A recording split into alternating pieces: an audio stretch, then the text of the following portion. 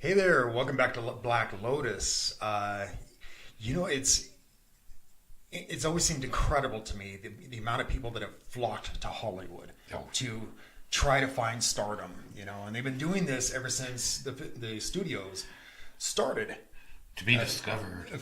filming in Hollywood, and I mean, it just and very few of them actually make it. Yeah, you have better luck winning the lottery. Oh yeah, absolutely. You know, and everybody thinks you're going to go out there and you're going to get a job as a waitress or a waiter out there, and you're just going to get discovered, and it doesn't happen that Do way. you know how many waiters and waitresses are out there? Oh my God, But anyway, but the elite few that do make it, almost immediately the media gloms onto them and creates scandal about them. And sometimes that scandal leads to scandals or conspiracy theories about their deaths when they Right. die. But one who didn't exactly make it and didn't become famous until she did die was Elizabeth Short, otherwise known as the Black Dahlia, and her crime is unsolved even today. And this happened back when? 47. 47. Yeah, I know Yeah. you did a lot of investigation into this. So Yeah, it was actually really interesting too because I had never until when did we watch Black Dahlia? A couple days ago. Yeah. I really didn't know much about it. I just knew the name, and it's really pretty fascinating. It was originally called the Werewolf Murders because of how grotesque and brutal the crime was. But they later, of course, ended up coining it the Black Dahlia. And the reason being is that there was a coffee shop, I'm talking about coffee shops, that she used to actually visit, and she always seemed to be wearing black.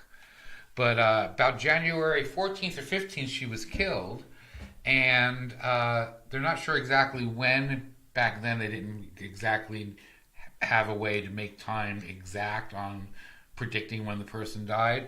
So it was either very late in the night of the 14th or early in the 15th of January in 47. Okay. What really strikes is that she was found cut in half, severed. Now, this is a picture of Elizabeth Short here. And, just beautiful woman, But I'm going to show you a picture of the crime scene, and I'm going to warn you up front, it's a bit gruesome, here, let me show you this. Yeah, her body was cut in half. Her body had also been drained totally of blood.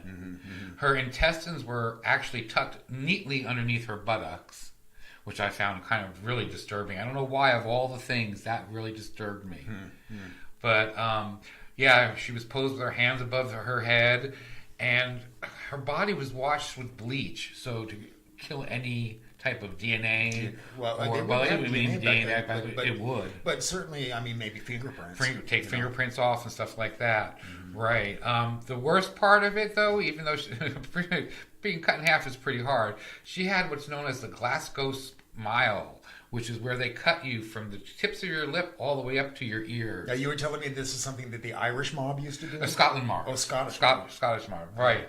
Okay. Back in the 1920s and 30s, it became very popular along about English gangs took it up after that. And especially the Chelsea headhunters. Chelsea headhunters used it in all their murders for revenge. Oh, really? So I guess back in the 20s and 30s, it was not uncommon to find somebody split from lip to ear. Yeah, I know. It's like they also called it the Cheshire smile. Okay, yeah, I can see that definitely. But she was found with that. She was also found with several cuts on her thighs and breasts. She had marks on her hands and arms, like somebody had bound her and tied her. When she was posed, it made it almost look like she was a ballerina. I don't know when you see the pictures of her hands are right and stuff.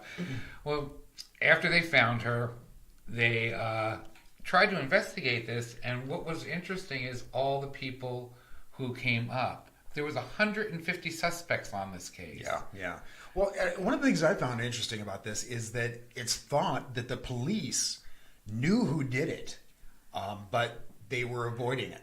And the reason they think that is because the local police in Hollywood and LA were paid well by the movie studios to keep certain things hush-hush. And so some people think that they knew who did it, but they just avoided it because of the payoffs. Now, if I could see Hollywood being that corrupt, or the LAPD at the time being that corrupt, most certainly, because it was certainly a corrupt organization back then. It still is. I hate to say, I think it still is in a lot of aspects. Yeah, definitely, especially with the racial issues. But yeah, anyway, so yeah, I thought that was kind of interesting.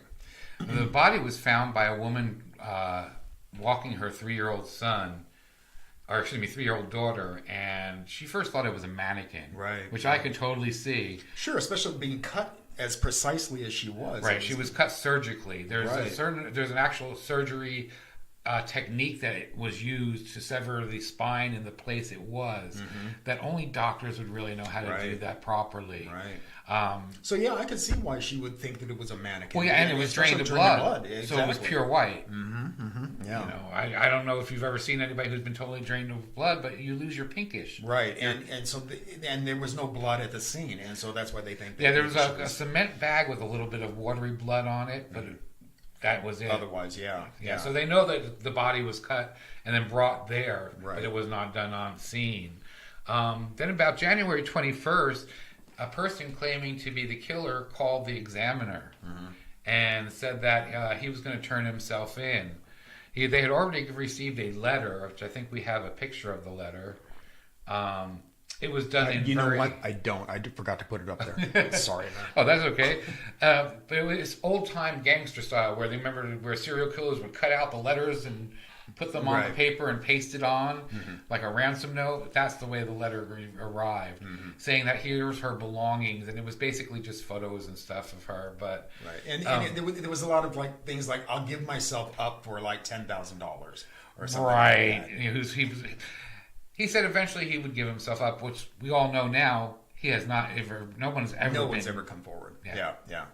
But he called, like I was going to say, he called the Examiner on the 21st and said he was going to turn himself in, but he wanted the police to pursue him. He thought this was a cool game of cat and mouse. He was enjoying dangling all this in front of the police, which to me makes him even more psycho. Right, kind of reminiscent of that serial killer that was up in San Francisco area. What was his name? The Zodiac Killer. The Zodiac Killer, yeah. He did the same thing. He loved to torment. Yeah, taunted the police all the time. He loved to torment. So, but even back then, there was a $10,000 reward put up for whoever found out or could lead information to finding the killer. Yeah, but I mean, you imagine the kind of money that rolled around Hollywood. Well, $10,000 was in 2018. $10,000 was $112,000. Right, it's a good amount. So it's a good amount of money for back then. It's still not the kind of money that studio execs and the people that ruled Hollywood. They made a hell of a lot more. So that kind of money was like a drop in the bucket compared to what they had. So nobody's going to give up anything, Well, if a civilian possibly knew something, but nobody really knew anything. Yeah. Nobody saw anything. Yeah. Well, we don't sure, actually. I'll get to that in a minute. But later on, they got actually, on the 26th, the Examiner received another letter. This time it was actually handwritten. And stating again that he was ready to give himself up, and he wanted you to meet him at a certain place, at a certain time. And nobody showed up. Really? Yeah. Nobody showed up. So they still have no idea. But there's a guy named Steve Hodel. He's the son of George Hodel. And he's a detective. He's a mystery writer. Mystery writer, right? I thought he was a retired detective. Maybe he got into writing books later. Well, he was writing short story Murderers in 1946. Oh. And he thought that it was a tie-in between that and the 6-year-old girl, Susan Dagan, of Chicago, who was murdered and cut into pieces. Okay? So Steve, his dad was a doctor. George was actually a doctor also. He suspected his father had killed him because he overheard his father telling somebody that I was the one. Well, what if I was the one that killed? Right. And actually the police got that on audio. Right, because they were staking out his house.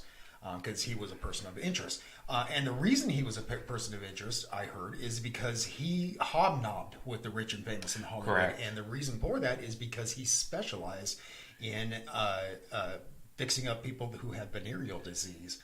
And he also performed illegal abortions back then. Yes, he did. And, that would ruin a starlet's career if she got pregnant. Right. So, Especially got an abortion. At that time, abortion was way, way worse than it is even now. well, yeah, and it was completely illegal. Right. So, Right. You weren't even allowed to. That's true. yeah. But they actually never found out who did this. They don't know the motive behind it. Right. It's one of those, The one guy, what's his name? His son.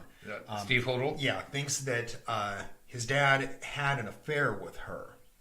And I think, for some reason, my personal opinion is that they got into a huge fight. His son said that he had a horrible temper. So, I mean, who knows? I mean, maybe that's what happened. Maybe he killed her and decided to make a mystery out of it. We just watched the Black Dahlia movie, and that really didn't... First of all, it doesn't tell you much about their actual case. No. It's more about the behind the scenes, and the behind the scenes is just pure fiction writing. Fiction, yeah. I mean, they took a lot of liberties. A lot of liberties. Yeah.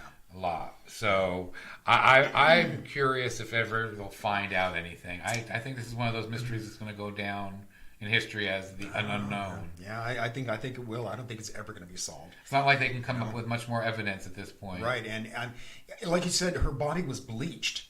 And so even today with today's DNA, I mean, well, I don't know how they're going to be able to... Off the first letter, they did get some fingerprints.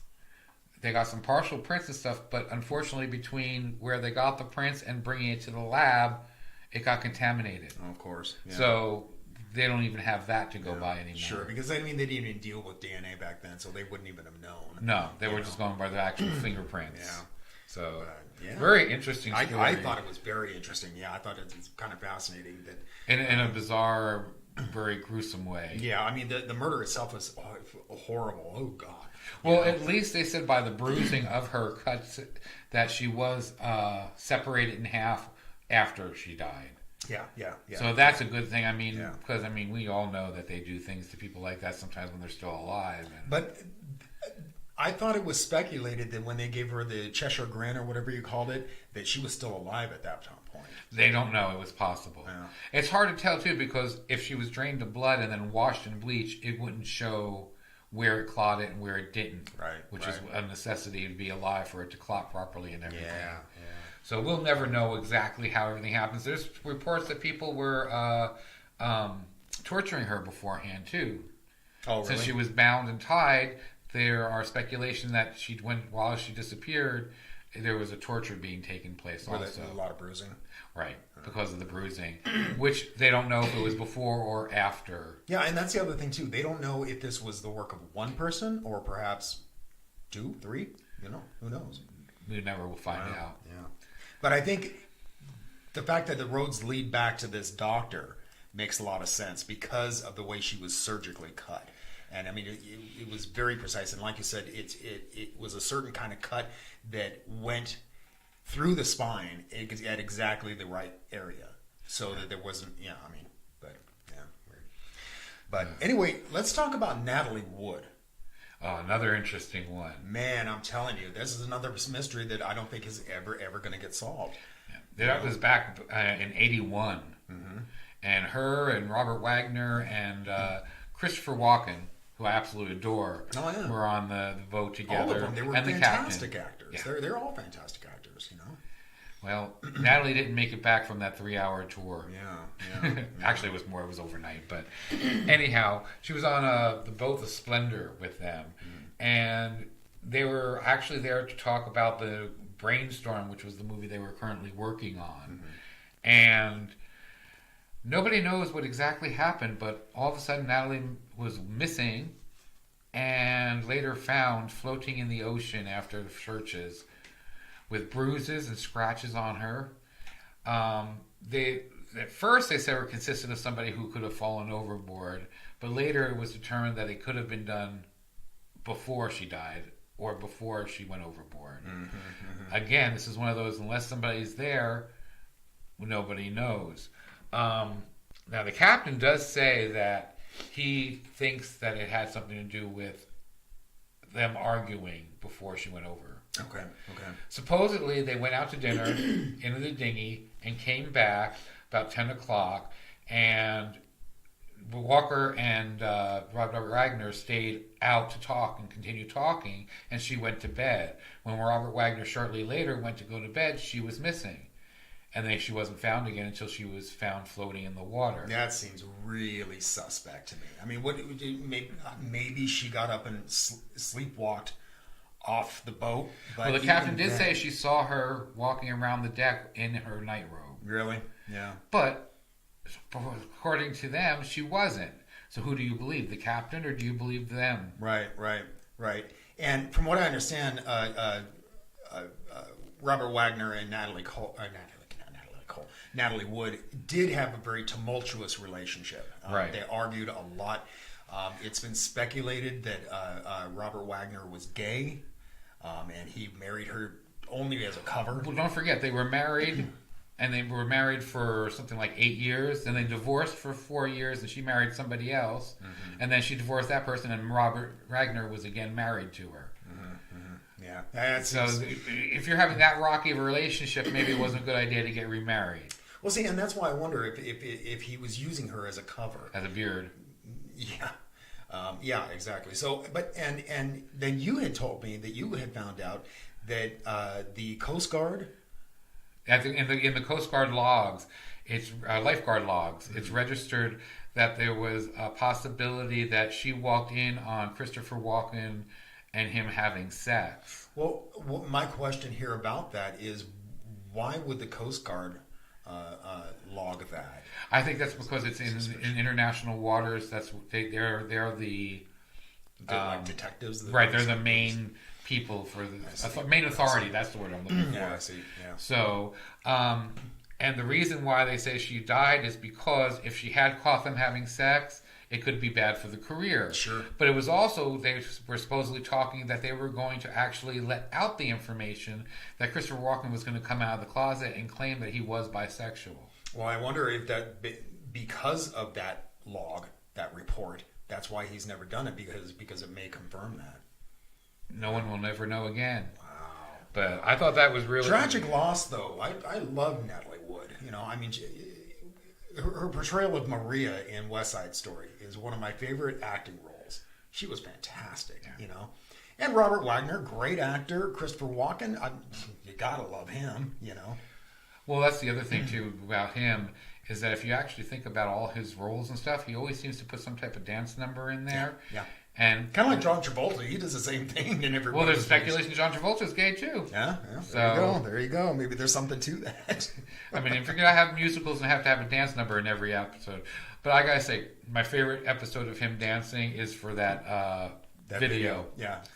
Fat Boy Slim. Fat Boy Slim. That's it. Yeah. Love that video. That's a great video. But anyhow, yeah. So we don't know. Basically, what the lifeguard log said, it was somebody had actually ripped the pages up. Oh. So it was not always totally legible, but it has, the note read, Christopher Walken and Robert Wagner were engaged in sexual activity in the cab of the boat, illegible. That Miss Woods found both of them together, illegible. Stated they took her away in a illegible, was the last time she was seen alive. Huh. I wonder why it's all those illegible words are in there. That's kind of weird. Well, because it was ripped up. Yeah. So yeah. I'd like to see the original copy of that. But it seems like where it's illegible are the important parts. Important words. It's kind of like when the government redacts everything out of a thing. And well, when they're saying took her away in a illegible, I'm thinking they're talking about the dinghy. And it took her, because she was found floating face down in the water, but the dinghy was found at shore. It had washed up on shore. Mm-hmm. So she obviously was in the dinghy at one point. Yeah. Weird. Jeez. Yeah, and here's Chris Walken still doing his thing, Never, I mean, you'd think that there would be a serious investigation into these two guys. Well, that's interesting you say that, because as of February 2018, they've re-looked and reopened the case, and they actually now have Robert Wagner listed as a person of interest. Yeah. Well, good. So he might come to trial anytime soon now. Wow. Imagine that many years later, and they're still working on it, and now they have a suspect. Yeah. Well, about time. Yeah. Jeez. Slow justice. So let's talk about Bruce Lee. For those of you who are younger out there, you may have heard of Bruce Lee. You may have seen his movies, but I don't think that you may realize how huge he was in Hollywood. I mean, I'm talking John Travolta kind of fame. I'm talking, my God, he was huge. And he was born in China, and he came over to the States and tried to make it big here. But at the time that he was here, you have to understand that you're talking about the late 60s, early 70s, that kind of time. And I mean, Hollywood didn't want to give lead roles to anyone that wasn't white, So placing somebody who was Chinese as a lead role just wasn't going to happen. Right. So he tried in vain, and eventually he got a gig back in China through a small independent studio that was led up by, I don't remember his name. I know his last name was Wong. But regardless. Anyway, he got a role through them, and it was a lead role, but it was a small studio, so they didn't really expect a whole lot from it. But suddenly it took off, and it became huge. Both in China? No. Just this one in China. Just in China. It became huge. And so he got recognition, apparently, from the Chinese triad mafia because of that. Their ears perked up when they saw that or heard this. And so what they tried to do, apparently, was they tried to rope him in, and tried to give him money in exchange, or take money from him and exchange. They would set him up with major studios there, so he could become even bigger. Well, evidently, Bruce Lee was like, "I don't want anything to do with you guys. I'll stay small. I don't care." I don't blame him. Yeah, I don't either. You never want to be indebted to the mob. Holy God, But anyway, so he said he didn't want to do it, and so they got ticked off with him, and they continued to try to get him roped into this thing, and he continued to say, no, not my ball game. And so with this producer Wong and that studio, they made a new movie.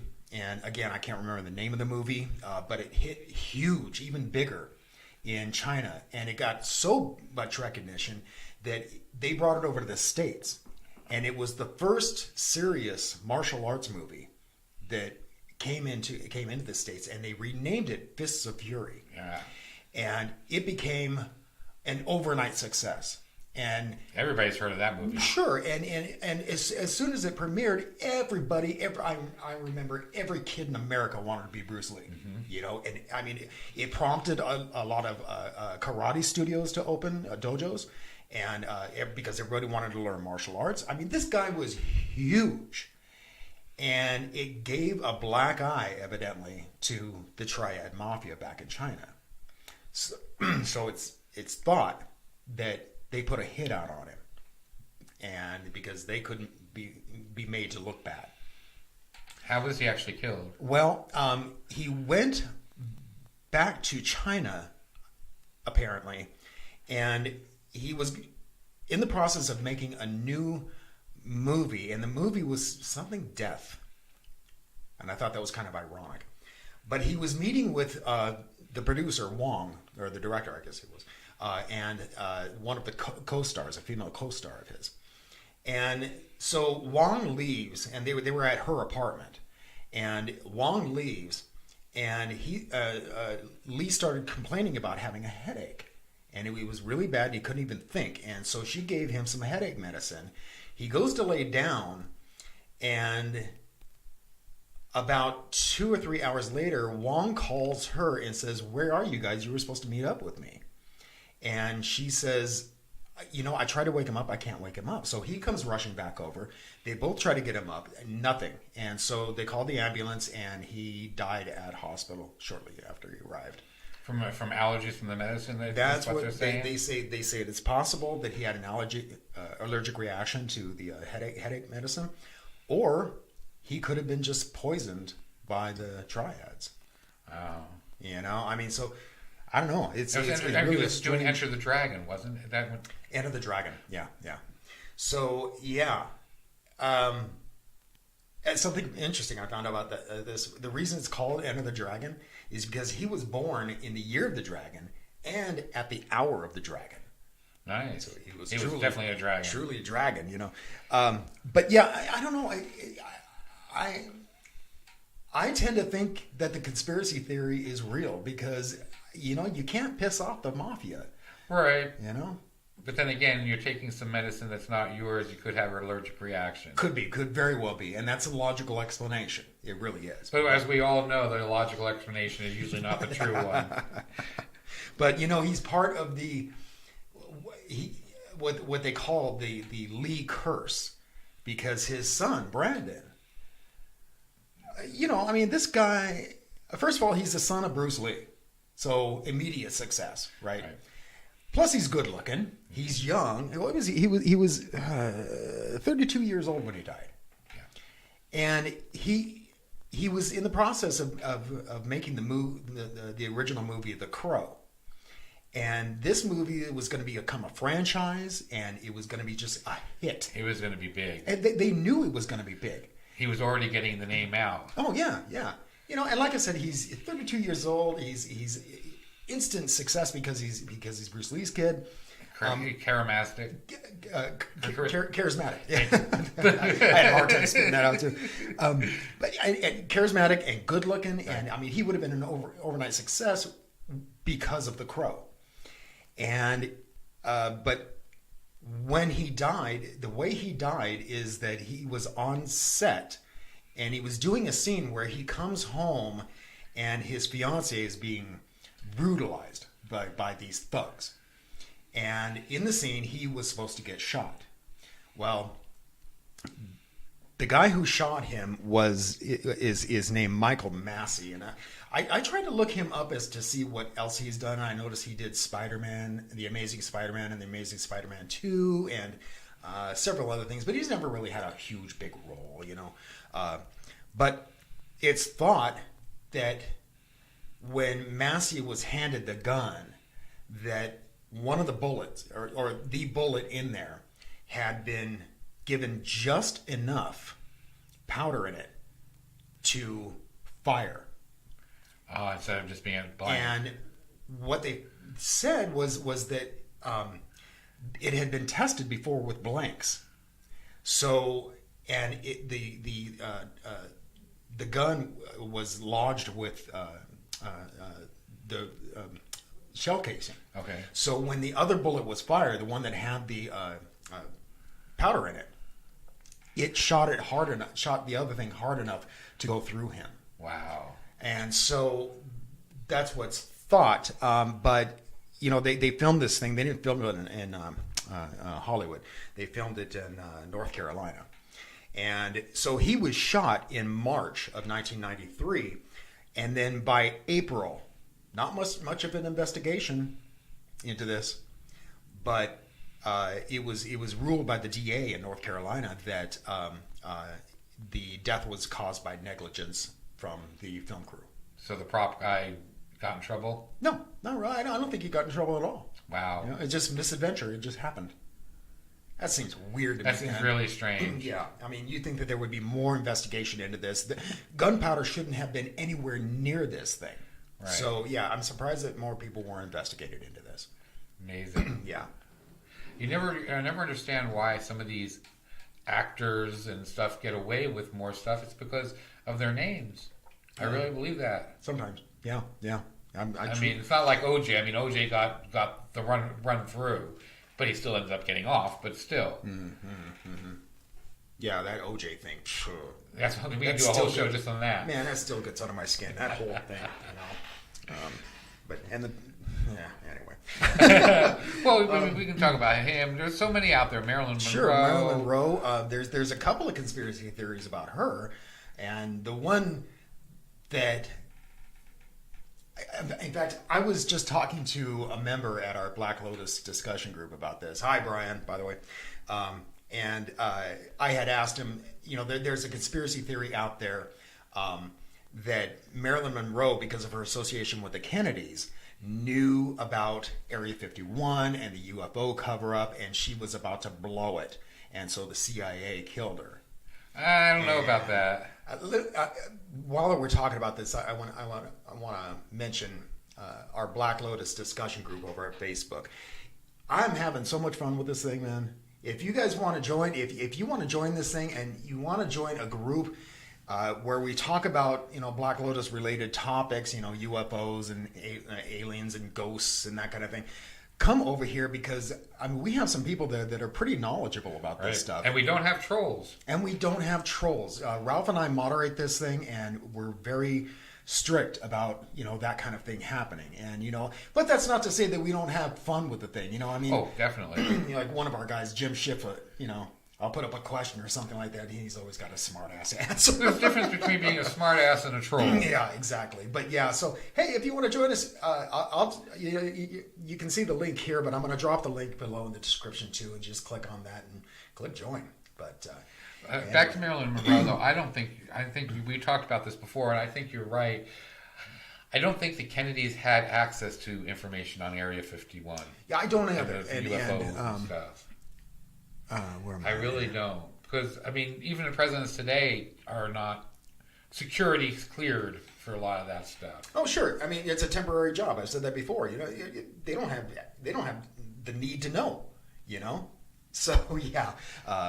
But that's what Brian brought up at the group, was that they didn't know this, so obviously she wouldn't have known this. But what's more likely is the other conspiracy, that the Kennedys had her killed, or somebody in association with the Kennedys had her killed, because she had affairs with.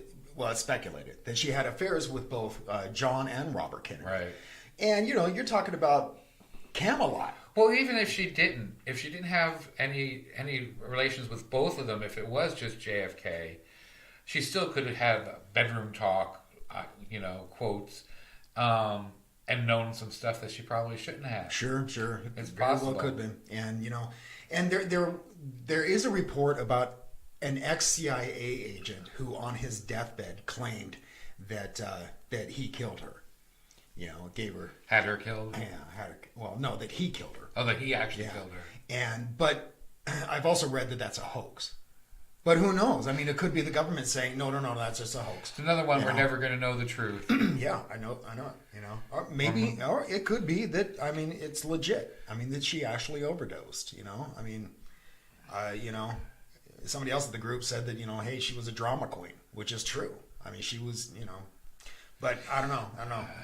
She didn't seem to be the type to let fame go to her, or drag her down. Kind of like, with Kurt Cobain. Well, she seemed so... Kurt Cobain couldn't handle fame.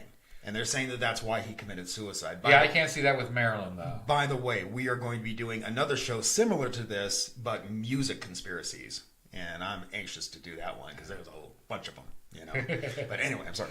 I was just going to say, she didn't seem like she would act that way, though. I think she enjoyed the fame. I don't think it made her big-headed. Yeah. And I don't think she didn't like it. I think she was like right there where you should be, enjoying it.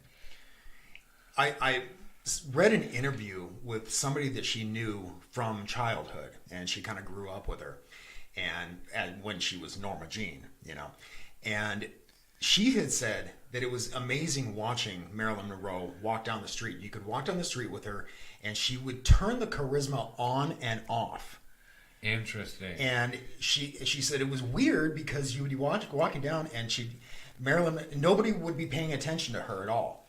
And then she would turn to her friend and say, "Watch this." And suddenly her whole demeanor changed, and every man on the street is gawking at her. I can see that. I can see her doing weird. That's weird. So if you have the ability to do that, I don't think you have the problems with fame. Well, she was considered one of the most beautiful women at the time. Sure. So Still is. Still is, correct. But everybody's compared to her. Oh yeah.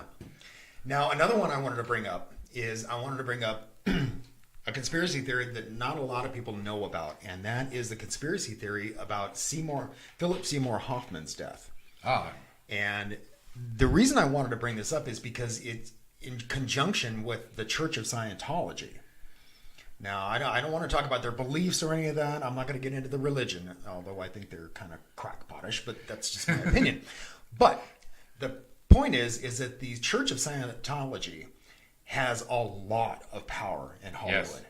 More than you think. Yeah. Now, so let me give you a little background here. Is that Hoffman was known that he used to be a heroin addict, but that was back when he was young. So he got clean at like 22 years old, and then he was clean for 23 years. Nice. That's a long time to be clean of heroin. Yes, it is. That's a commitment. That's a guy who's not going to easily fall back into it. Well, so then in 2012, he was, a huge actor in Hollywood, and he made a movie called The Master. And what that was, it was kind of a thinly disguised indictment of L. Ron Hubbard, who created Scientology. Okay. And you have to understand that Scientologists look upon L. Ron Hubbard as a god. Yep. He can do no wrong. Well, so the Master puts a character that's like him. I mean, it's so obvious that it was meant to be him. It was meant to be him, but it's not him. But it puts him in such a bad light as a con man and all that it's thought that it pissed off the Scientologists so much that, again, they put a hit on this guy. So knowing that he had once had a heroin addiction problem, it's thought that he was either sold some heroin, some bad heroin, or he was injected somehow with this bad heroin. But he was found right after making The Master. Oh, let me back up here. This is how much power they had. This movie was made for HBO, and it got cut. After it was made, Scientology, the Church of Scientology, made it so that HBO canceled the whole show. Wow. The whole even after it was already filmed. It was all done. Yeah. So it never saw the light of day. Wow. I guess it did have a couple of showings, but then it was gone. Nice. Yeah. But anyway, so it's thought that either he was accidentally sold some bad heroin or that he was intentionally murdered. Injected. But here's the interesting thing about it. Now, again, remember, this guy was clean for 23 years. Yeah, it takes a lot to go back. Oh, yeah. The police reported he had 70 bags of heroin at his home. Now, how does somebody go from being completely clean to suddenly having 70 bags? That's a dealer. That's not just a user. Yeah, absolutely. So I buy this conspiracy theory. I really do. Because, I mean, considering the power that the Church of Scientology has in Hollywood. Well, and the whole thing is it just bleeds setup. Mm-hmm. But take a look at this picture. This is Seymour Hoffman as his role in that movie. He even looks like Master. He even looks like L. Ron Hubbard a little bit, but enough to piss off somebody who follows L. Ron Hubbard. I think, That'd be an interesting show to do on Scientology. Scientology and Dianetics and all that. Yeah. It's a weird religion. I've been in that big blue building. Yeah, have you? Yeah, I went and actually got tested by them. With all their little electronic tests. All the little electronic tests and stuff like that. Very interesting place. I quickly turned around and left. Yeah, did you? I ran for my life. Well, I mean, and the reason they have so much power in Hollywood is because they attract people like John Travolta, Tom Cruise, Juliette Lewis, I think is involved in them. But they attract them, and then these big stars talk about them, which draws more followers, which means more business, And but they treat these VIPs wonderfully. Right. You know, I mean, I heard that they even have a special place for them. They have a special kind of getaway hotel thing for them, you know, that's just specifically designed for these people. But yeah, it's an interesting. I'll say it's an interesting religion. Definitely. But I have to also say it's weird. There's a lot of weirdness to it. Well, you know, and you're saying weird. We could talk about a ton of these suspected murders that are not necessarily murders, but it's Hollywood. It's Hollywood. Yeah, I mean, It's a shame, but that's literally what it is. It's Hollywood. and that's why these things will probably never go solved. Never go solved, and won't. It's not like they won't stop happening either. Hollywood and Scientology and places like that have way too much power. Yeah, they do. Hollywood has a lot of A power. lot of power, a lot of money. You know, I mean, yeah. Think about Hollywood in politics. Not that where I want to get into politics, but Hollywood is manipulating the politics very much. Oh, sure they are. Sure they are. Yeah. Because they can. Yeah. But anyway, let's say we get out of here. Huh? Sounds good. Okay. Again, folks, check out our. Where'd it go? I can't find it now. There it is. Check out our group over at Facebook, Black Lotus Discussion Group, and I think you're really going to enjoy it if you enjoy these kind of topics, because we update the thing every day, and people are very involved with it. Yeah. So If there's anybody you want us to investigate or to talk about, give us a Sure. hit And online or in the comments. we're going to be doing some things through that group, not necessarily through the YouTube thing. I mean, we might use the YouTube in conjunction, but we're going to use the group to possibly do some giveaways here pretty soon. Maybe do some contests. Yep. And so, not sure how soon we're going to do that. Hit the follow button and like button. Yeah, absolutely. So we can actually find out. And that's the thing. One of the things we're going to be doing is using the YouTube in conjunction. And so, yeah. So make sure you like and subscribe. And like the page too. Yeah, and like the page at Facebook. Yeah, most definitely. But anyway, so until next time, keep thinking and question absolutely everything.